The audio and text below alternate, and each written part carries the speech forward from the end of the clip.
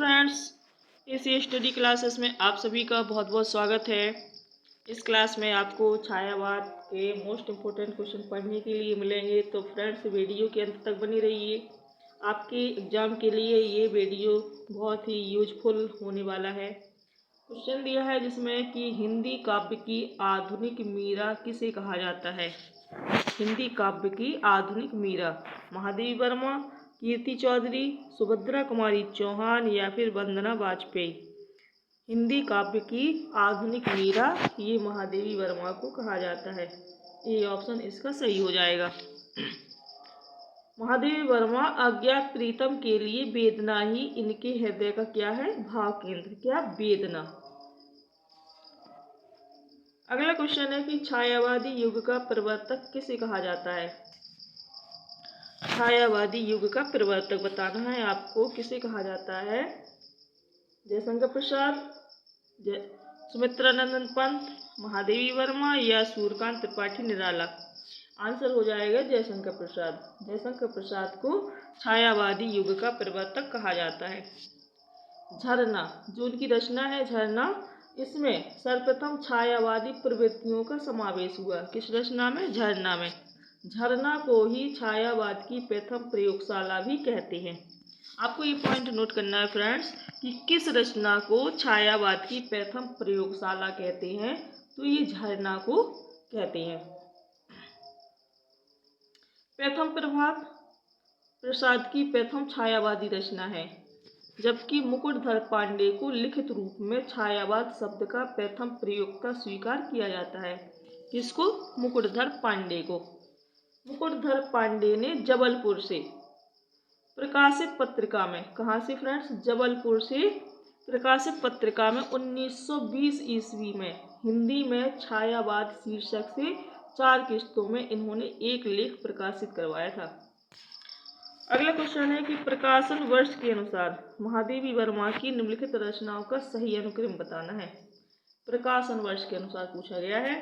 निहार, दीपशिखा, नीरजा, रश्मि या फिर दीपशिखा, निहार, रश्मि, नीरजा, नीरजा, निहार, रश्मि, दीपशिखा या फिर निहार, रश्मि, नीरजा, दीपशिखा। आंसर हो जाएगा डी ऑप्शन, निहार, रश्मि, नीरजा, दीपशिखा। जो निहार है इसका प्रकाशन वर्ष, इन सभी रचनाओं का प्रकाशन वर्ष आपको नोट करना है, क्योंकि एग्जाम में अक्सर यही पूछा जाता है। निहार है इसका प्रकाशन वर्ष 1930, रश्मि का 1932, नीरजा का 34 और दीपशिखा का 1942। इस प्रकार से आपको ये क्रम से प्रकाशन वर्ष याद करना है। अगला क्वेश्चन है कि निराला की व्यंग परक कविता इनमें से बताना कौन सी है। सूर्यकांत त्रिपाठी निराला की जो एक व्यंग परक कविता है कौन सी है। तुलसीदास, कुकुरमुत्ता, सरोज स्मृति या तोड़ती पत्थर। आंसर हो जाएगा कुकुरमुत्ता। जो कुकुरमुत्ता है ये सूर्यकांत त्रिपाठी निराला की क्या है, एक व्यंग परक कविता है।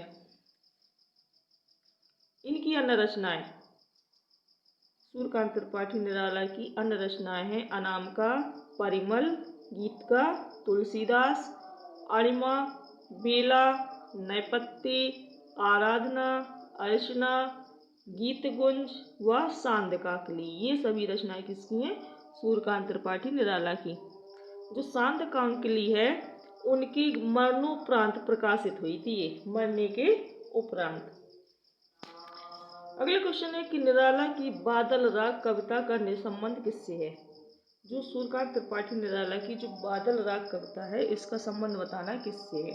छायावादी सौंदर्य से, प्रगतिवादी चेतना से, प्रयोगवादी चेतना से या प्रकृति के सौंदर्य से।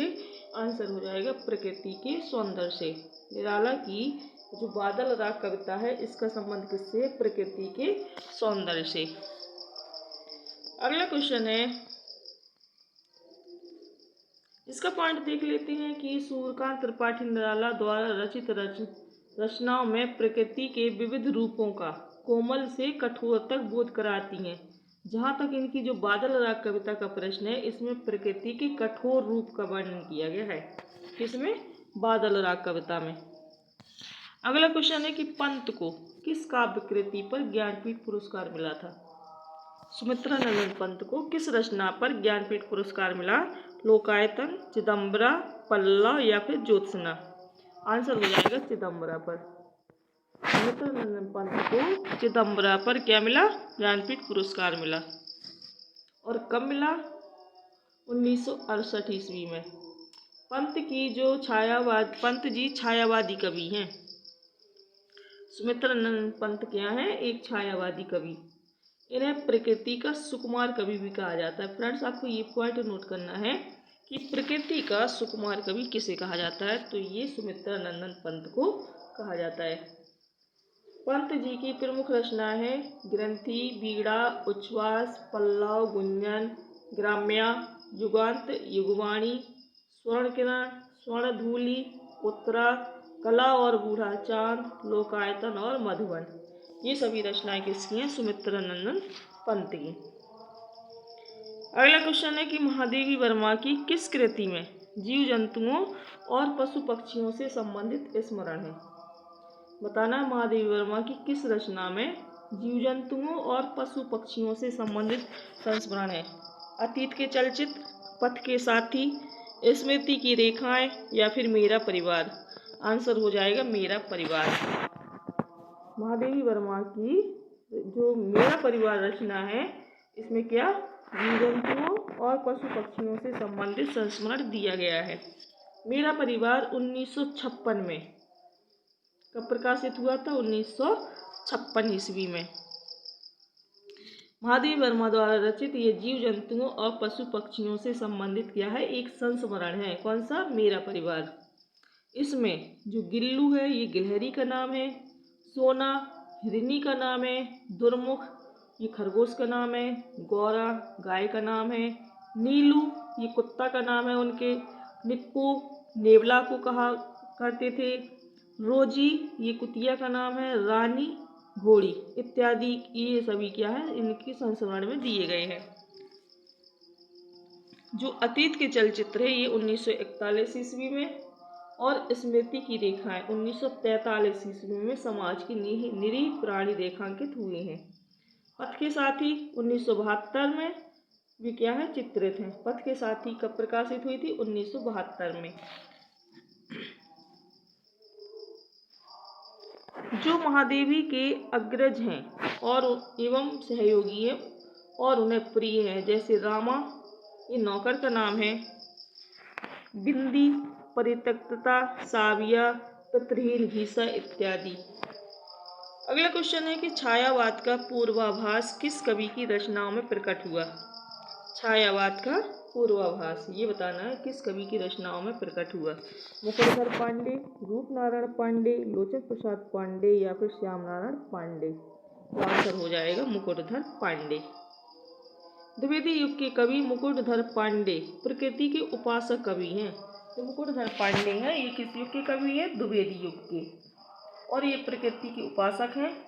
इनके काव्य में भावात्मकता, आंतरिक संवेदना और रहस्यानुभूति के दर्शन होते हैं।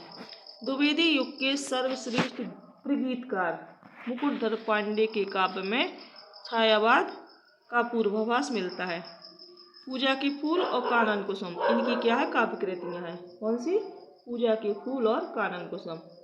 छायावाद के पहले चरण के कवि हैं मुकुटधर पांडे, श्रीधर पाठक, रामनरेश त्रिपाठी आदि, जिन्हें आचार्य शुक्ल सच्चे स्वच्छतावादी कहते थे। और दूसरे चरण में इसी काव्य प्रवृत्ति को प्रवर्तन उत्कर्ष तक पहुँचाने वाले कवि कौन थे? जयशंकर प्रसाद, सूर्यकांत त्रिपाठी निराला, सुमित्रा नंदन पंत और महादेवी वर्मा। इन्हें छायावाद का कवि माना जाता है, इन चारों कवियों को। तो फ्रेंड्स, अगर वीडियो पसंद आया हो तो लाइक कीजिए, चैनल को सब्सक्राइब कीजिए